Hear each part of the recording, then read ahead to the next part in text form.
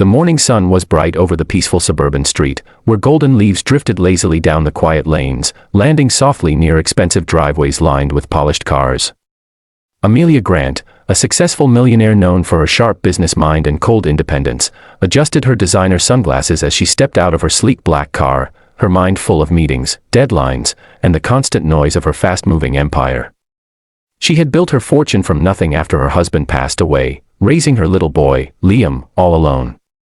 Though she had everything money could buy, a mansion, luxury cars, and endless success, she carried a quiet emptiness that wealth could never fill. Liam, her 6-year-old son, was her only reason to smile, but even that smile was often short-lived. He missed the warmth of a father's love, something Amelia couldn't give no matter how much she tried. That morning, Liam had begged her to let him ride his small blue bicycle outside while she worked from home, and she had reluctantly agreed, warning him to stay within the driveway. But as fate would have it, a sudden screech of a chain and a small cry of frustration caught Amelia's attention later that day. She walked outside, annoyed at first, only to freeze at the sight before her. There, crouched beside her son's broken bicycle on the sidewalk, was a man she had never seen before, his hands rough but careful, his eyes kind yet tired. He wore a faded white t-shirt and jeans, and beside him sat a small toolkit. Liam stood nearby, watching in awe as the stranger gently fixed the broken chain, speaking softly to him with patience and warmth. Amelia's instinct was to call security. After all, she was cautious about strangers near her son, but something about the man stopped her. His expression wasn't intrusive or strange, it was compassionate, like someone who understood the value of small moments. She stayed quiet for a while, listening. The man said, "There we go, buddy.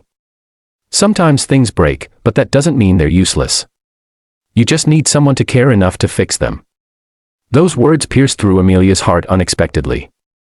The man wiped his hands and smiled at Liam, encouraging him to try the bike again. The little boy pedaled, and the chain spun smoothly, his laughter filled the air, pure and genuine. Amelia stepped forward, finally speaking, "Excuse me, what are you doing here?" Her tone was sharp but curious. The man stood up quickly, wiping his hands nervously. "I'm sorry, ma'am. I didn't mean to intrude. I was walking my daughter home when I saw your son's bike chain break. I used to fix bikes at a shop before I lost my job, so I thought I could help." Amelia noticed a little girl standing a few feet away, holding a school bag that was slightly torn but neatly mended with thread. She looked shyly at Liam, then smiled. Amelia softened, though she kept her composure. "You could have just called for help," she said. The man nodded. "Maybe. But sometimes, ma'am, people need help right away. And not everyone has someone to call." His words lingered in the air, and for a moment, Amelia had no response. She looked at his hands, rough with calluses, yet full of gentleness. There was something noble about his humility. She asked, "What's your name?"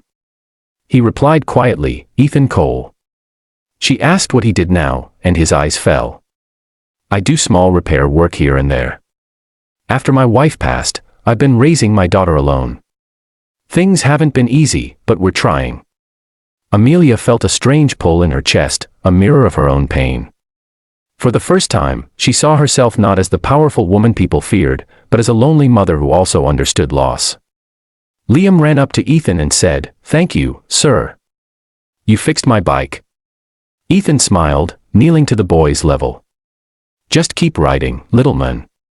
And when things break again, remember, you can fix them too." Amelia's eyes misted slightly, though she quickly blinked it away. As Ethan and his daughter turned to leave, she called out, "Wait." They stopped. "You said you do repairs?" she asked. "Yes, ma'am. Anything I can fix, I try to." Amelia thought for a moment and said, "Come by tomorrow morning. I might have some work for you." Ethan nodded politely, his gratitude hidden behind his humble smile. As they walked away, Amelia watched them, her thoughts unusually heavy. That night, she couldn't sleep. Ethan's words echoed in her mind, "Sometimes things break, but that doesn't mean they're useless." She looked around her mansion, filled with things but empty of life. She realized how long she had been trying to buy happiness instead of feeling it. The next morning, when Ethan arrived, she was already waiting outside, coffee in hand. She offered him work repairing the garden fence and some furniture in the backyard. As he worked, Liam played nearby, constantly chatting with him. Amelia observed quietly from her window, and what she saw moved her deeply. Ethan wasn't just fixing things, he was teaching Liam lessons of patience, hope, and effort. Her son had never smiled this much before, not even when she bought him expensive toys. Each day Ethan returned, and slowly, Amelia began to open up. They shared coffee breaks, talked about life, about losing loved ones, about finding strength through pain. She learned that Ethan had once been an engineer before tragedy forced him into odd jobs. Despite his hardships, he never complained. He found joy in small things, his daughter's laughter, a repaired chair, a sunny morning. And in those small things, Amelia began to rediscover herself. One evening, as the sun dipped low, she saw Liam riding his bike again, calling out, "Mom. Look. I can ride faster now." Amelia smiled, genuinely, for the first time in years. She turned to Ethan, who stood quietly, smiling. She whispered, "You fixed his bike, but you also fixed something in me." He simply nodded, replying softly, "Sometimes, we fix things without realizing the brokenness we heal." That moment changed everything for Amelia. For the first time, she saw that kindness didn't come from wealth, it came from heart. And as the golden sunset bathed them in its warmth, she felt a strange peace she hadn't known since her husband's passing.